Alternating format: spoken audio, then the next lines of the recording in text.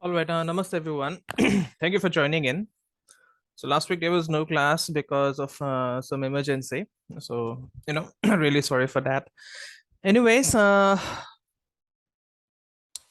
point being, we'll be starting with Mahadashas today.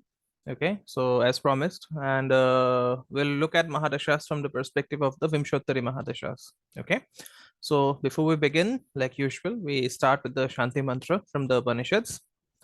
Om Sahana Bhavatu, Sahana Bhunakatu, Sahaviryam Karvavahai, Tejasvinadaditamastu Ma Vidavishavahay. Om Shanti Shanti Shanti.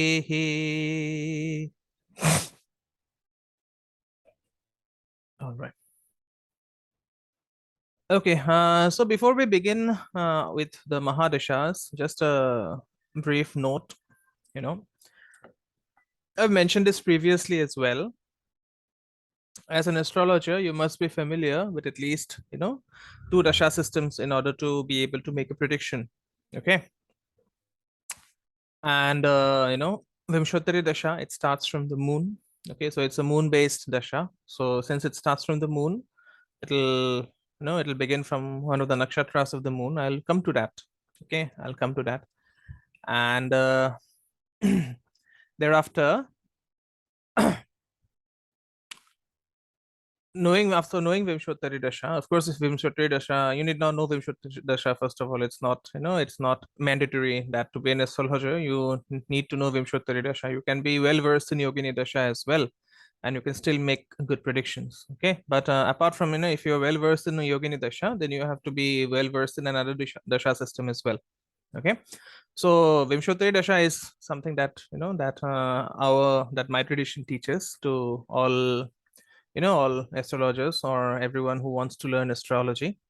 And thereafter, we'll be doing another dasha system which is known as the Chara Dasha. Okay, so Chara Dasha has been popularized by Sri K.N. Rauji. Okay, so he is one of the legends of Vedic astrology. So we'll have that as a separate class, not as a part of this curriculum. But as I said, to make concrete predictions, you need to know at least two dasha systems. Okay. All right. What are Mahadashas basically? Mahadashas are, they are planetary time periods in Vedic astrology in which every single living entity is running through the moment they are born until the moment they die. Okay. So till the time you are born until the time you die, these are planetary cycles. Okay, that come into your life to bring about a change, whether it's a certain situation, whether it's some kind of change in the personality, or maybe, some kind of perspective in life. Okay, and it also indicates, material or spiritual progress. Okay, and these are literally the Mahadashas are literally the code breakers to predict the past, present, and future. Okay, so because they are the code breakers, as I said, they'll tell you what has happened, what is to happen, and what will happen in the upcoming cycle. Okay, now there are a few things that you understand before we start going through the Mahadashas, and we'll go through the Mahadashas in details. Okay, so before last week, I thought that I will just run through the Mahadashas to tell you, how each Mahadasha affects in general, but and then I changed my mind and I thought, let's take a deep dive into it because this is your foundation. Okay, so it's a good thing that the last week's class did not happen, because if it would have happened, I would have not gotten into the details. Okay, I would have just skimmed through the part, but we'll go into details. Okay, that's what we'll do. Okay, so there are a few things, as I mentioned, that you must know about Mahadashas. Is that these grahas, they will not start affecting you through some magical powers. Okay, the cycle of Mahadashas, it will show the activation of a certain chakra within your body at a certain age, which are linked to the planets. Okay. For example, if you're running a Saturn Mahadasha, the Muladhara chakra will activate because the Muladhara chakra is related to Saturn. Okay. So that is how, you have to look at the Mahadashas. Okay. So Muladhara chakra is the root chakra. That is the reason Saturn focuses on, on the foundations. Okay. Saturn represents the foundations. If you are undergoing a Saturn Mahadasha and if you are doing some work without any kind of foundation, then it is going to collapse, right?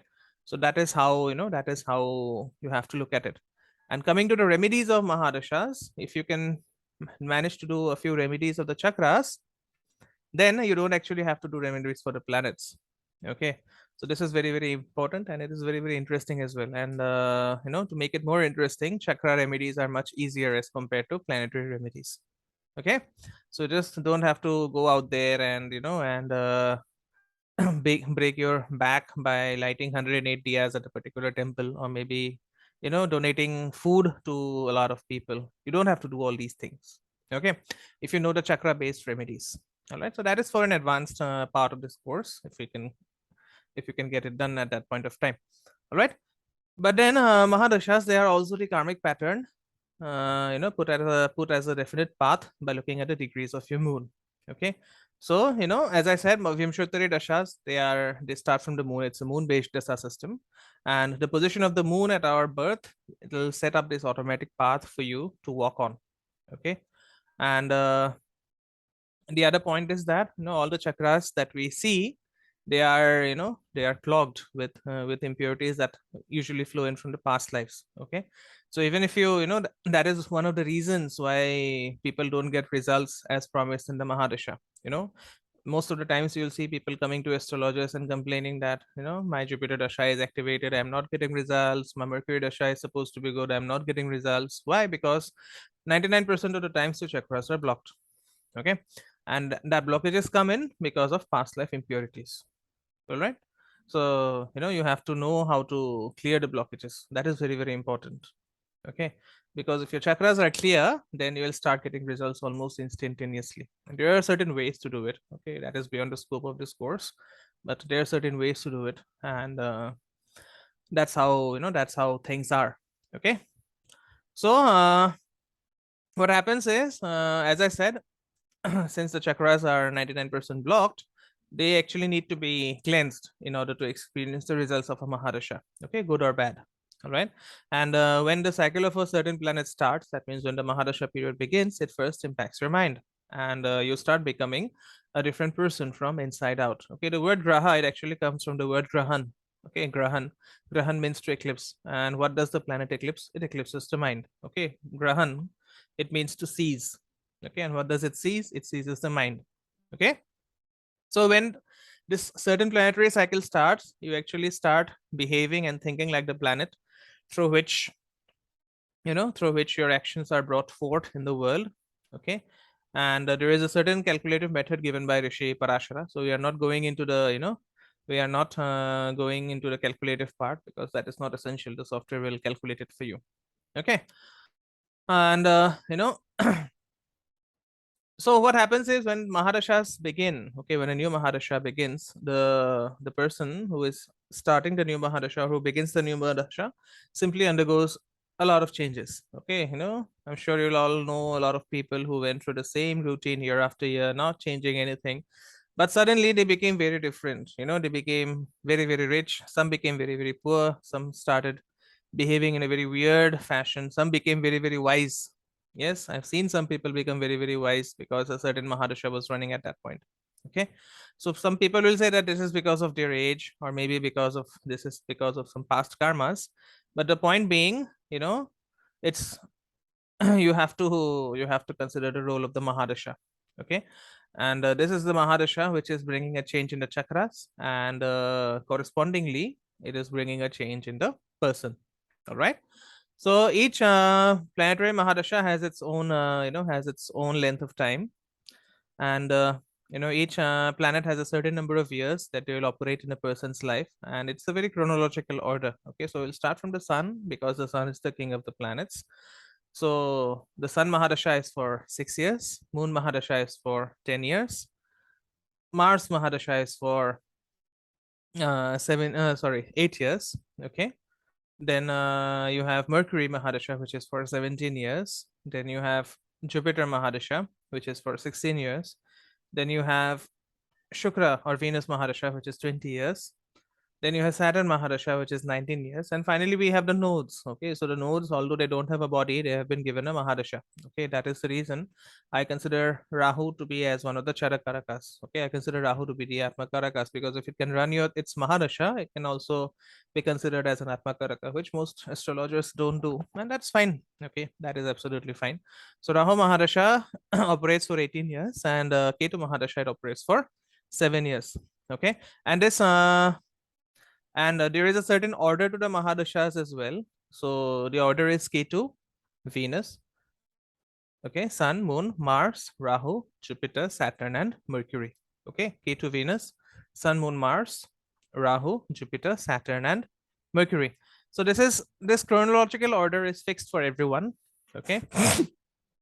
So that means what? That means no matter whatever happens after a Sun Mahadasha, you will actually always run the Moon Mahadasha. Okay, and then you will run the Mars Mahadasha, and then you will run the Rahu Mahadasha.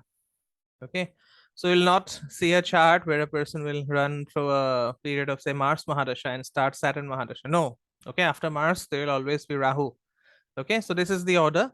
All right, let's begin again. Ketu, Venus, Sun, Moon, Mars, Rahu, Jupiter, Saturn, and Mercury. Okay. So what I'm saying, as I said as I said previously, a person running a Mahadasha will actually start behaving like the planet. Okay. So for example, when an individual is running through the Sun Mahadasha, they'll act like the Sun.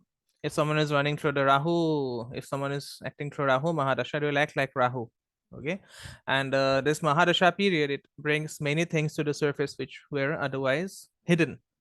Okay, so but then the important question is why, why this sequence?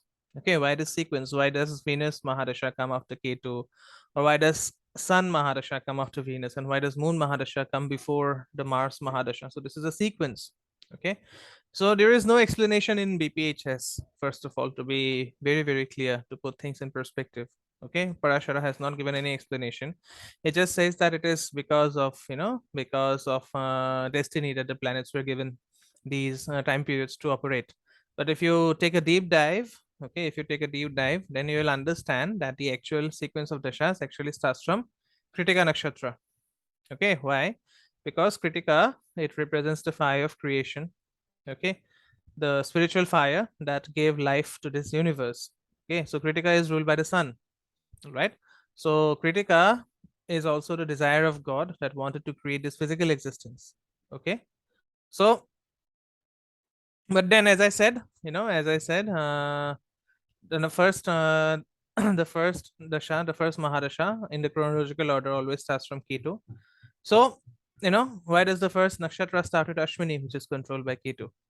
Yes, because when the moon is in Ashwini Nakshatra, Ketu Mahadasha will start. Okay, and Ketu is our past, what we have accumulated in our past life, and it is the experience that we are bringing into this life. Okay, so our past life karmas are the reason why we exist again in this on this plane. Okay, on this earth plane, and if you want to have a next, if you want to have a good future life, you actually have to imagine some good things before you actually die.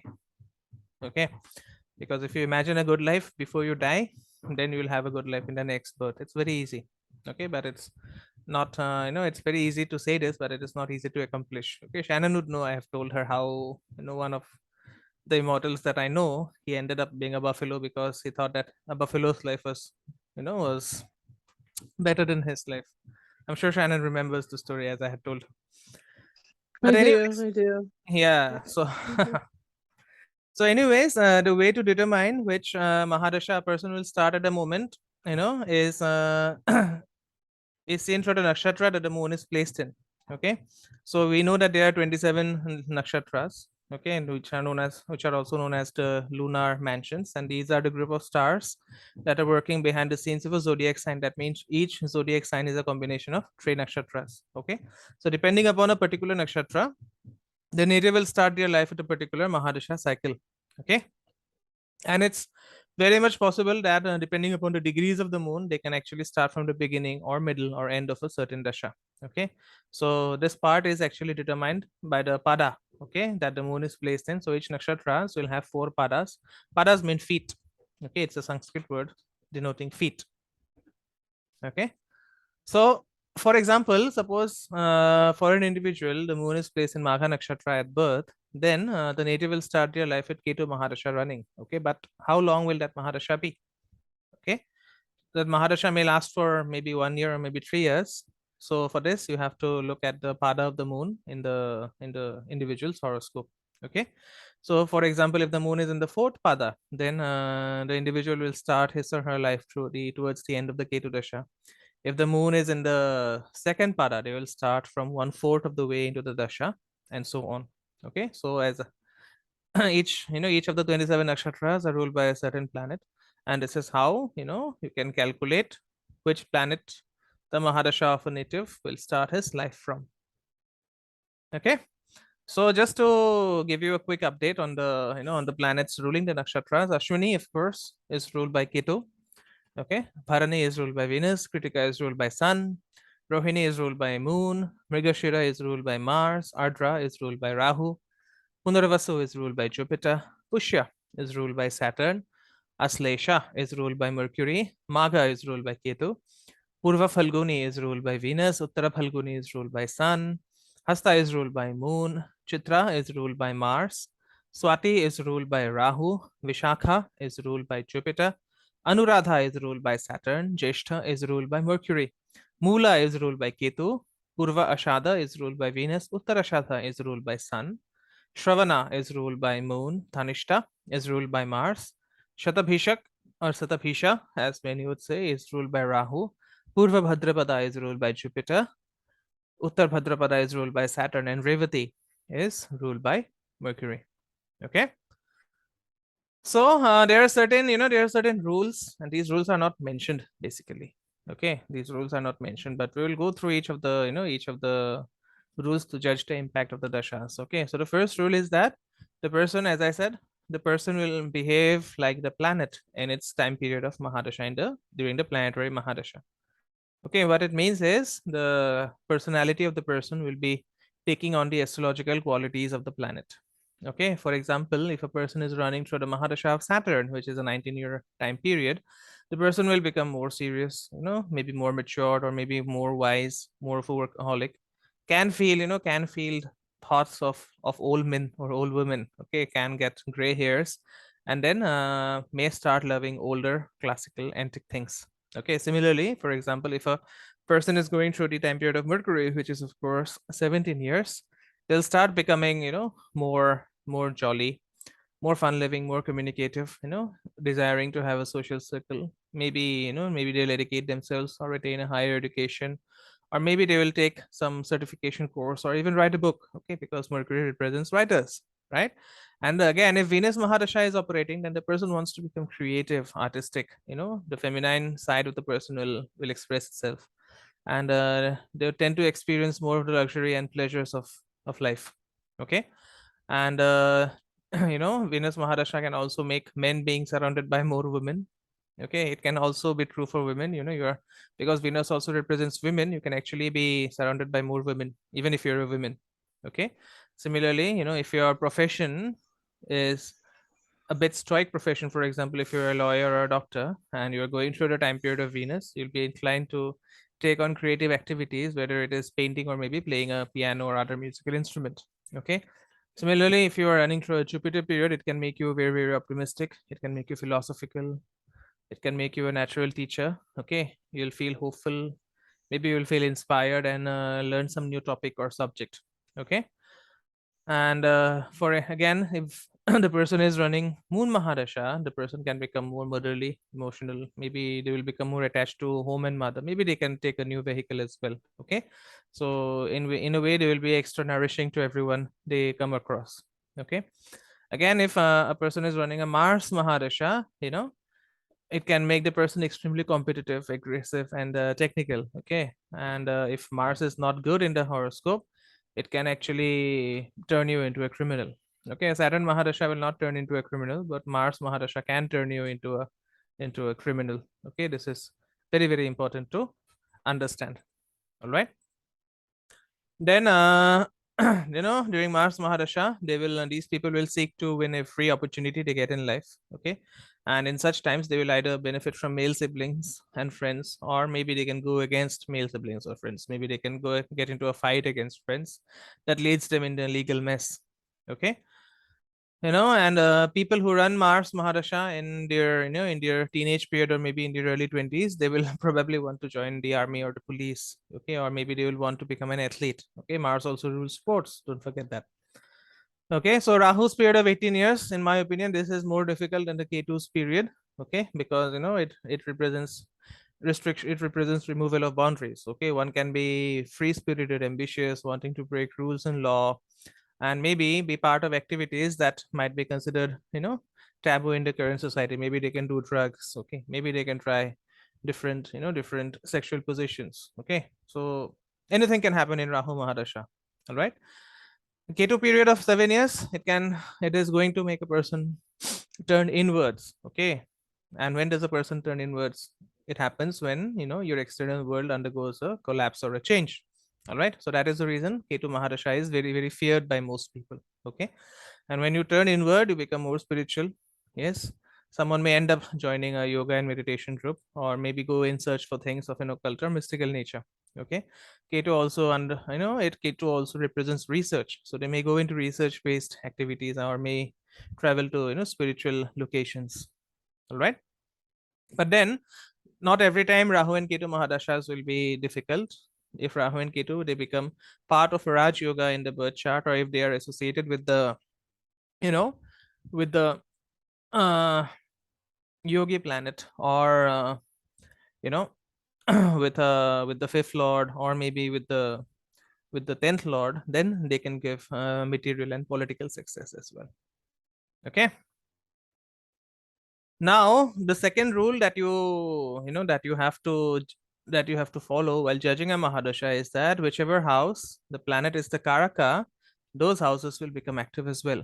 Okay, for example, if you're running a Venus Mahadasha, Venus is the Karaka for the fourth house. Yes, so the fourth house will be very, very active. Okay, don't see which house the planet is ruling in the chart. Okay, see which house the planet is the Karaka of. For example, if you're running a Surya Mahadasha, then Sun is the Karaka of the first house. Okay, so the first house will become very, very active. All right. For example, if you're running a Mercury Mahadasha, Mercury is the Karaka for the 10th house. So the 10th house will become, very, very active. Okay. So I hope I'm being clear here. Okay. So just to take you through the houses and their Karakas, the first house, the Karaka for the first house is the Sun.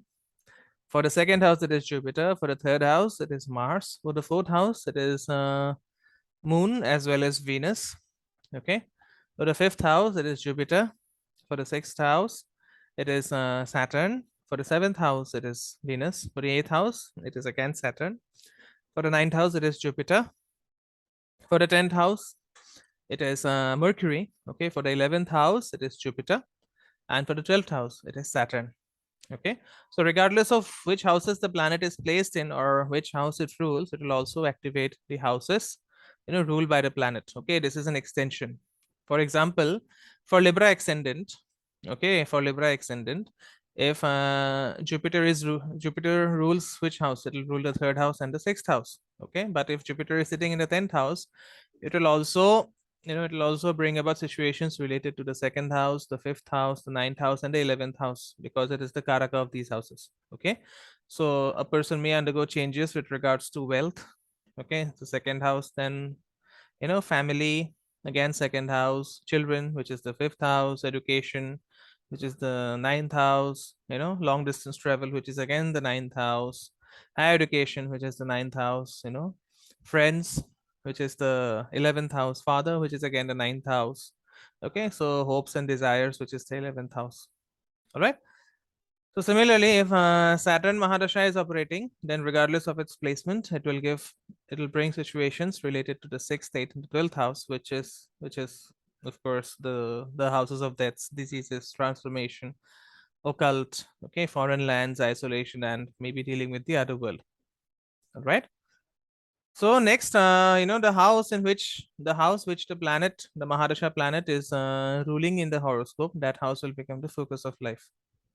Okay, so in astrology, we know that the planets, they rule zodiac signs, and Most planets rule only two signs. Most planets rule two signs, but the sun and moon, they will rule only one sign. Okay. And depending on which ascendant you are, a planet will control a certain house, because that house will have the planet's sign placed in it. Okay. So when the Mahadasha of a certain planet begins, whichever house the planet rules, those houses will start bringing situations to you regarding their agenda. Okay. For example, if you're a Cancer ascendant and you are going through a 16-year period of Jupiter, if you're going through Jupiter Mahadasha, then which houses will be ruled during its, which houses will be activated during its time period? For a Cancer ascendant, Jupiter will rule the 6th house and the 9th house. So what it means is that for the next 16 years of Jupiter Mahadasha, the person will be dealing with service. It's because it's a 6th house activity, enemies, obstacles, debts, higher wisdom, which is of course 9th house activities, and other 9th house activities like philosophy, long distance travel, postgraduate education, okay, coming across spiritual gurus, and so on. All right. So Jupiter, we know it brings about a lot of optimism, a broad perspective of thinking in the individual's personality, and these folks will be optimistic about dealing with all the situations related to the to the 6th house and the 9th house. Okay. Again, taking the example of I'm just giving you the example so that it becomes very, very clear for all of you. Okay. So if you're if you're a Taurus ascendant, then what happens? Suppose you are a Taurus ascendant, and then you're going through the through the time period of Saturn. Okay. So for Taurus ascendant, Saturn will rule the 9th house and the 10th house. So what it means is these two houses will be activated for 19 years, and these will be the major focal point for the person. Yes. So what do the 9th house represent? What does the 9th house represent? It represents authorities. Okay. It represents your father. Yes. It represents morality. It represents higher philosophy. It represents long distance travel. Maybe it also represents postgraduate education. Then the 10th house, it represents authorities, bosses, the teachings of your father, and so on. Okay. So since Saturn is a very it's a very dry planet, it's a very serious planet, so as to say. So the person will be facing all these situations with a lot of diligence, discipline, and organized skills. Okay. They will be very practical about their reputation in public life and what they learn, you know because and they will be very careful regarding whatever they learn, because what they learn must come into its use in the practical world. Okay. So you'll not just this if Saturn is ruling your 9th house, and you're running a Saturn Mahadasha, and suppose you're supposed to you are supposed to go for your postgraduate education, then you will not go for a subject just to get a degree. You will go for that subject so that you can actually make some kind of use of your education in the practical world. Okay. Again, just taking an example, suppose you're an Aries ascendant and then you are running through Saturn Mahadasha. Let's take Mars Mahadasha. If you're in an Aries ascendant and you're going through a Mars Mahadasha, it means for those years you will be, for Aries ascendant, Mars will rule the 1st house and the 8th house. Yes. So the person will be very, very focused on, on self-development, on health, because the 1st house represents health, on inheritance, because the 8th house represents inheritance, surgeries, secret affairs, and maybe gaining through death. Okay. But because Mars is a very aggressive planet, so the person also will become very aggressive, you know aggressive to the point of becoming competitive about achieving such goals. Okay. So I can go on and on, but you can get the gist from here, isn't it? You can just imagine the activation of Mahadashas as the activation of a certain energy or aura that comes over you like a plague. You cannot escape that energy, so it's much better if you embrace it. All right. Okay, just let's take a break for a couple of minutes. I'll come back in say in 2 to 3 minutes. Yeah.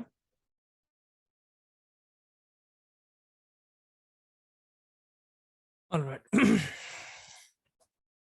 So the next rule that we must follow is that the house in which the planet sits, it will express the issues related to the house that it rules.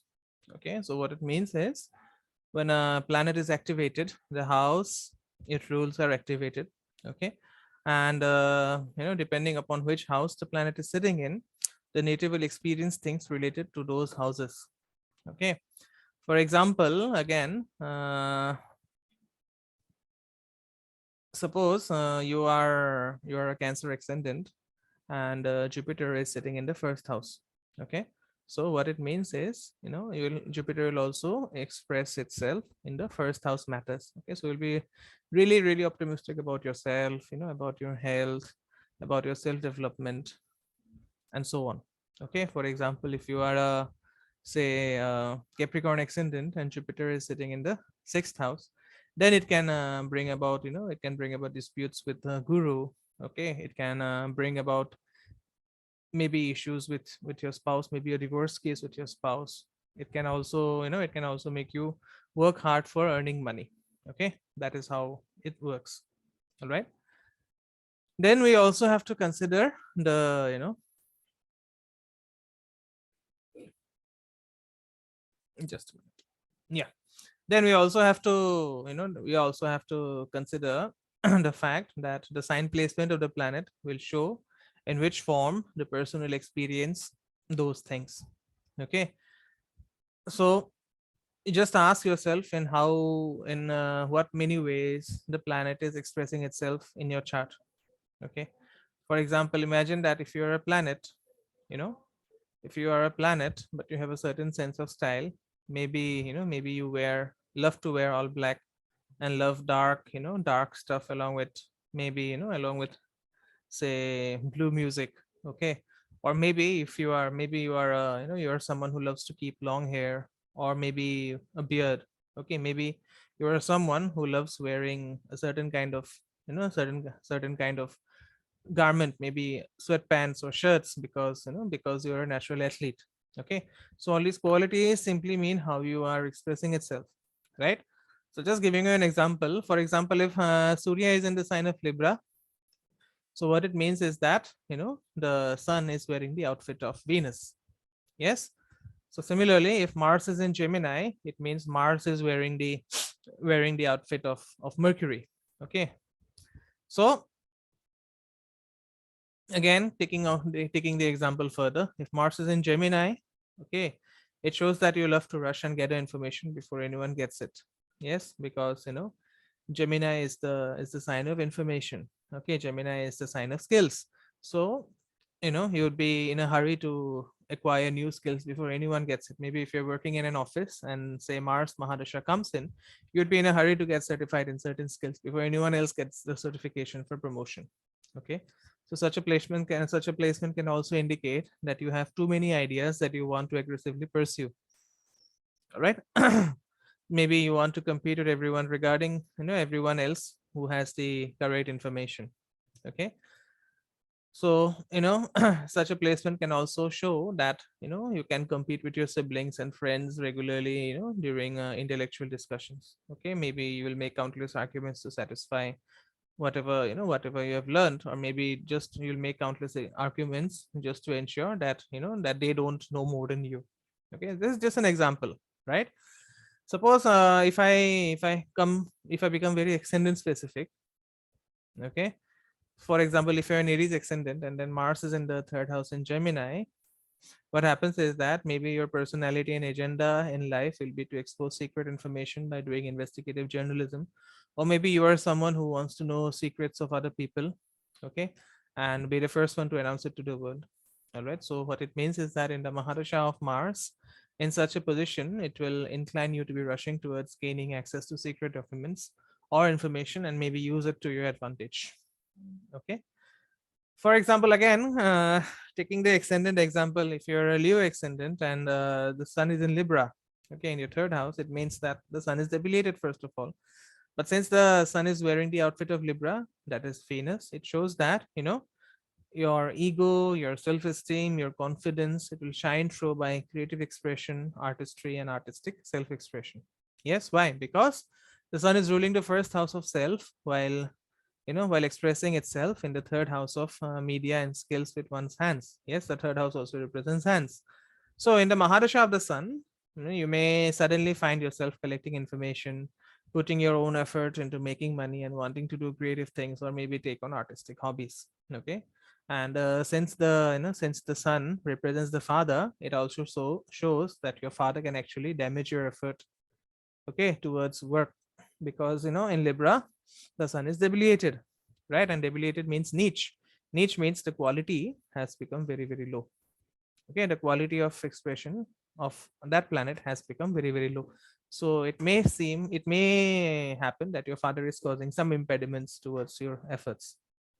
Okay, if the sun is highly debilitated, so what is the maximum debilation degree of the sun? It is 10 degrees. So if the sun is completely debilitated in Libra, it may so happen that your father will be involved in, you know, creating, say, questionable business deals, or maybe having questionable transactions, because of which you may, you may get into trouble. Okay, so it could mean a lot of things. I'm just, these are just examples. Okay, then the nakshatra in which the planet sits, that means in which the Mahadasha Lord sits in, will give results of the placement of the nakshatra Lord. Okay, so this is a very unique concept. Yes, so all the zodiac signs, they have, they have three nakshatras working behind the scenes. Okay, for example, Aries has Ashwini, Bharani, and Kritika, right? And the Kritika nakshatra, a part of Kritika nakshatra also comes into the Taurus sign.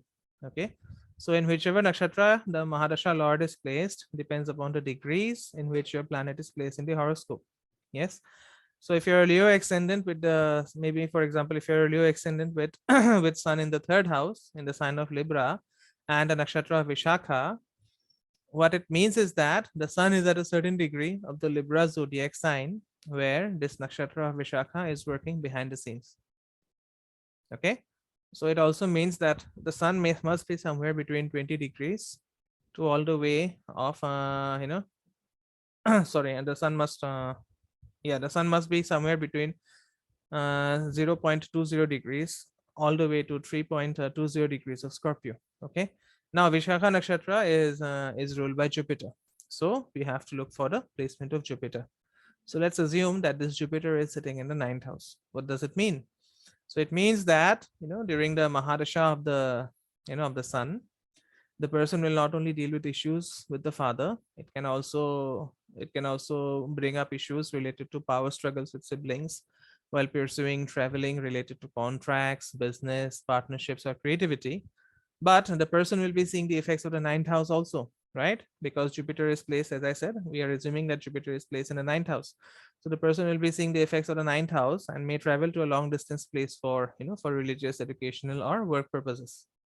Okay, so what is happening is that the sun is starting to act like Jupiter, but in a more, in a more solar way, in a more, in a more signature way of the sun. Okay, just imagine that the sun is wearing the outfit of Libra, but has the underwear of Jupiter. Okay, what it means is internally the person feels that he is being philosophical, or maybe he is being spiritual and like a teacher.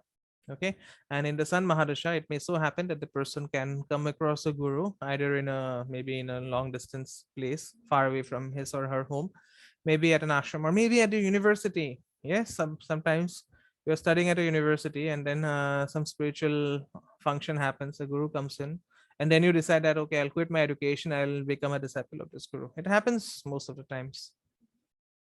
Yes, so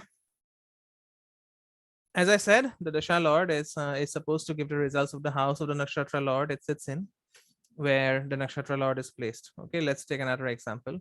For example, say Jupiter is in Uttar Phalguni Nakshatra in the first house. Okay, what it means is that the Nakshatra is ruled by the sun. Uttar Phalguni is ruled by the sun. Now let's assume that the sun is in the sign of Virgo in the ninth house, but sun rules the eighth house. Okay, so in its Mahadasha, Jupiter will give the results of the 12th, 3rd, 8th, and 9th house through the first house placement. Okay, so just try this out. Okay, it's a bit difficult to grasp, but just go through this recording again and again, and you will find that this is fairly easy, what I'm saying. Okay, it's a very important part of your predictive. It can become a very important part of your predictive arsenal. Okay, if you use this concept. Yeah. So next we come to the padas. As I said, every nakshatra will have 4 padas. Okay, pada means the feet. So the pada of the planets will show the time of major results. Okay, And the padas, they are very important determining factors in understanding how long the natives, the natives' first Mahadasha will be, and when the trigger point of the planetary Mahadasha will be felt. Okay. For example, if the native was born in with the moon in Leo in the fourth pada of Magha Nakshatra, it means the native must have started the life from the endpoint of Ketu Mahadasha. Yes. Similarly, if the native was born in the second second pada of Magha Nakshatra, it means the native would have started his or her life from the middle period of Ketu Mahadasha. Okay, but then knowing which pada each planet is placed in will show at which point the planet will give its results at maximum capacity. Okay, for example, say you are running the Mahadasha of Jupiter in your life, then look at Jupiter in your horoscope and see which pada it is sitting in. So if, for example, if Jupiter is in the fourth pada of any nakshatra, then the the true nature and effects of Jupiter will be strongly felt towards the end of Jupiter Mahadasha, maybe around 3/4 of the way. Okay, for example, say Jupiter is sitting in the second pada of Uttar Bhadrapada Nakshatra. Okay, and then the person is running Jupiter Mahadasha, say from the age of 25, right? So, Jupiter, knowing that Jupiter's period is of 16 years, you will feel the effect of that Jupiter in the horoscope towards the end of 16th year, or maybe from the 13 to 16-year period, right? So depending on which or how Jupiter is placed, which house Jupiter is placed, what aspects Jupiter is having, you can feel these results positively or negatively. Okay. So this is some, this is some kind of critical stuff that I'm discussing, but and as I said, just go through the recording again and again. You can, you can understand it very, very very, very carefully. If you understand, if you can get this concept, your predictions will go to this level. Yeah. Then there is the concept of the day birth as well as the as well as the night birth. Yeah, Shannon, you wanted to say something? Yeah, can I ask a question, please? So, if Jupiter is the nakshatra is in the first pada, what do we expect? You can I'm expect sorry, I have a yeah, bit of a you cold can as the expect actor. if Jupiter is placed in the first pada, then you can expect Jupiter's results to manifest in the first 4 years of its Mahadasha. Oh, okay. Yeah. All right. Thank you. Yeah. So that's how it works. Okay. All right. So there is this concept of day birth and night birth. So we know that there are day strong planets as well as night strong planets. Okay. So, this is not the sun or moon hora concept. Okay. So, being born in the sunrise, being born when the sun is in the sky, or being born after the sun has set, it will cause different planets to gain strength. Right. So if you're born during the day or before sunset, then Jupiter, Venus, and Sun, they become very, very strong regardless of their placement in the horoscope.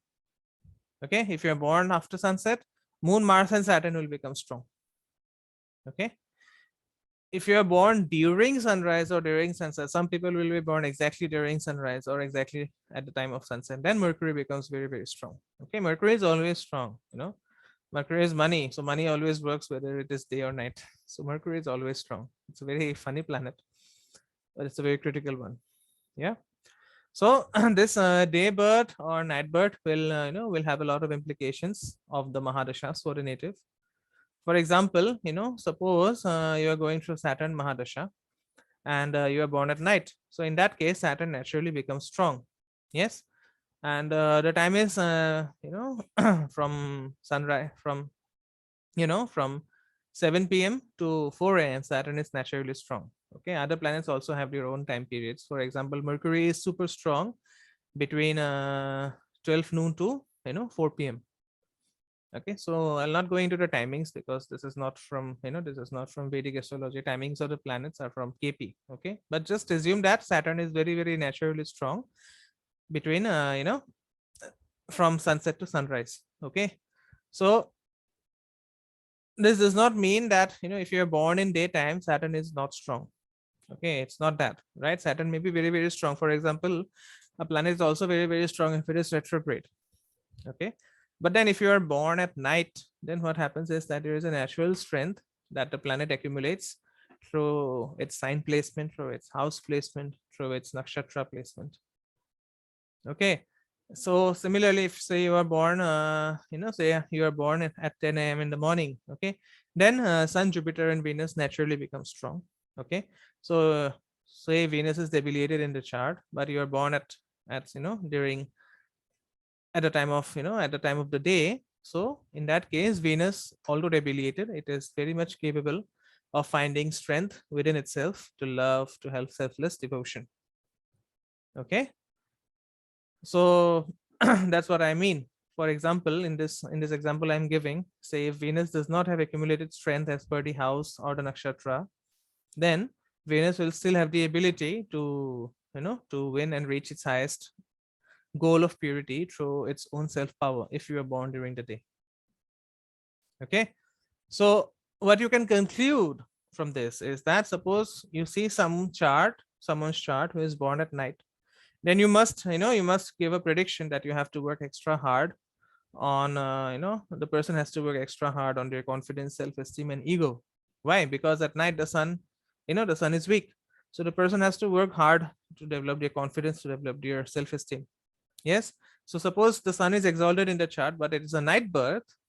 Yes, so initially these people will have a tough time, because the sun finds it difficult to expose its strength at first, but over time, with some amount of practice, with some amount of willpower, they will come out shining. Okay, so as I said, Mercury is naturally strong. It's super strong at the exact point of sunrise and sunset, right? So it is also naturally strong during night birth and day birth. Okay, you don't have to worry about Mercury being strong or weak due to this night birth and day birth concept does not apply to Mercury. Okay, then we have to then while studying the Mahadasha, we also have to consider the aspects of the Mahadasha lords. Okay, so whichever planetary Mahadasha you are running through, all the aspects of that planet will become active. Yes, so all the planets, they have the seventh aspect of desire. That means they aspect the house directly opposite to their placement. Yes, so when a Mahadasha runs, that particular aspect becomes very, very active. It becomes very, very alive. Yes, some planets will have some special aspects. Yes, Mars, Jupiter, Saturn, Rahu, and Ketu, they are given special aspects. Okay, so Mars, we know it will aspect the 4th, 7th, and 8th place from itself. Jupiter aspects the 5th, 7th, and 9th place from itself. Saturn aspects the 3rd, 7th, and 10th place from itself. Okay, Rahu and Ketu, they will aspect the the 5th. Rahu and Ketu will have aspects similar to Jupiter. They will aspect the 5th, 7th, and 9th 5th, 7th, and 9th places from itself. Okay, so I personally believe Ketu does not have aspects, but then most BPHS says that it has aspects, so it does not matter what I believe, right? So just to give you an example, say you are running through a 16-year period of Jupiter, and Jupiter is sitting in the 2nd house, then it will always aspect the 6th house, the 8th house, and the 10th house, right? So in the Jupiter period, okay, all these houses, the 6th house, the 8th house, and the 10th house, will be hit by Jupiter, will be activated by Jupiter. Okay, so what it can mean is that maybe one will have the blessings to pay the debts, maybe win over enemies and overcome the illnesses, which is of course the 6th house. Then because Jupiter also represents stability, there will be less dramatic events. The person will enjoy good health. Okay, or maybe the hidden enemies of the person will be exposed, or maybe someone can find great hidden knowledge during this period. Okay, similarly, suppose Jupiter aspect, when a Jupiter aspects the 10th house, what happens is that the career will always be blessed. Okay, suppose someone loses a job, they will find another job soon, and the reputation will always be protected no matter how bad the situation is. Okay, I can personally vouch for this. I had left a job because I'm running through this Jupiter Antardasha. I had left my current job, and for 20 days they just kept calling me back, and back, and then after 20 days I again rejoined with a greater reputation. So it happens. Okay, it happens. Jupiter is always protecting whichever house it aspects, so it's great to have Jupiter aspecting the 10th house. Okay, so next you will also judge the Mahadashas from the alternative ascendants. What do I mean by alternative ascendants? You'll not only look at the Mahadasha from the rising sign, you'll also look at Mahadasha from the Hora Lagna. You'll also look at the Mahadasha from the Arudha Lagna. Okay. We'll also look at the Mahadasha from the Indu Lagna to see your wealth. Right. So I've discussed about Arudha Lagna in details in one of the videos on YouTube. Just go on it. All right. And then finally, not finally, basically, then you also will look at the, the house of the planet where the Mahadasha Lord is placed as the ascendant house. Okay, this is a temporary thing that you can do. For example, if you are, if you are running a Venus Mahadasha and Venus is placed in the 7th house, then make Venus, then make the 7th house as the ascendant and read the chart from there to see how the Mahadasha will be. Okay. Similarly, suppose you're going through the Mahadasha of Saturn and Saturn is in the 5th house of Aquarius. Okay. So it means you are a, you are a Libra ascendant, but for that 19-year-old Mahadasha, 19-year-old time period of Saturn, you will be changing as a person in your ego, in your personality, in your persona. So that is the reason. Just make Saturn's position as the ascendant. Okay. Say just just make Aquarius the ascendant and look for planetary placements of your birth chart from Saturn. Okay, so suppose you're going through the Mahadasha of Saturn and Saturn is placed in the 8th house from your ascendant. Okay, so it means that the 19-year-old Saturn, 19-year time period of Saturn may bring certain ups and downs in your life. But if from the moon, say Saturn is in the 9th house, then it can show that one will do very well academically, spiritually, and will have good luck throughout this period of Saturn Mahadasha. Okay. Similarly, say Saturn is in the 5th house from the sun, then it shows great academic achievements, interest in politics, or birth of children, maybe to improve the status of the native. Okay. So, just make Saturn the ascendant lord to see how the individual's personality is going to be through the 19-year period. How antardashas will behave and how, how good or bad the results of those antardashas will be. Okay. So you can also, extending this concept further, you can also judge your dhan yogas and raj yogas by making Saturn as the ascendant lord. Okay. So all the dhan yogas and raj yogas that are, that are occurring from Saturn will come alive during its dasha, especially, whenever there is a transit of major periods over those yogas. Okay. All right. So I'll not go further because it's a lot of heavy stuff we have covered. Do you have any questions? Yeah. We'll continue from the next class.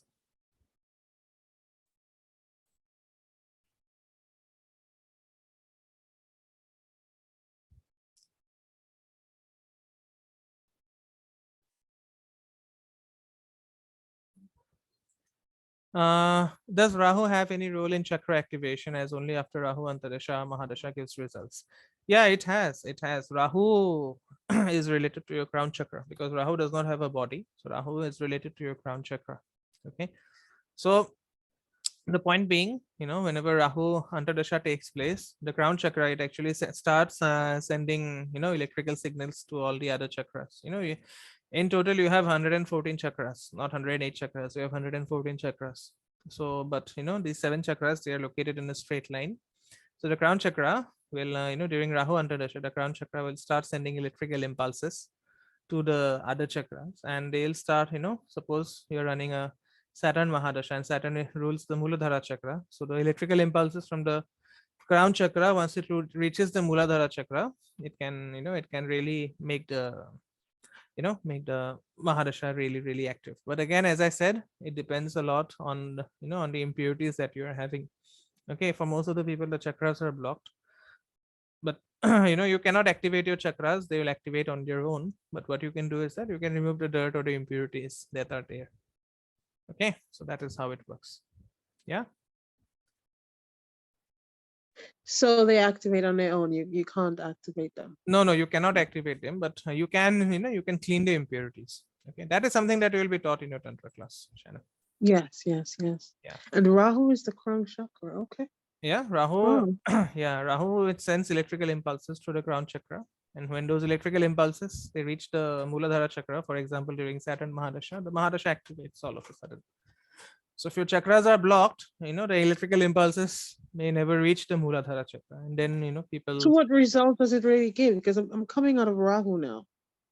And as okay, you know, in Rahu, a lot of things started happening. Yeah. yeah, but Rahu Mahadasha, if you have all the things that you have done in the last 18 years, if you're Uh-huh. actually having a strong foundation, the foundations will become even stronger. But suppose the Mm. foundations were not strong, then those things will slowly leave you. You'll be, it's just like you've been driving in a smoke all the year round, and now you're just Okay. seeing a bit of clarity. Okay, once you come out of it. Hmm. Yeah. Okay. All right then. So thank you so much for joining in. The recordings will be available by tomorrow, and I'll see you soon in the next class. Namaste, everyone. Om Gurave Namaha.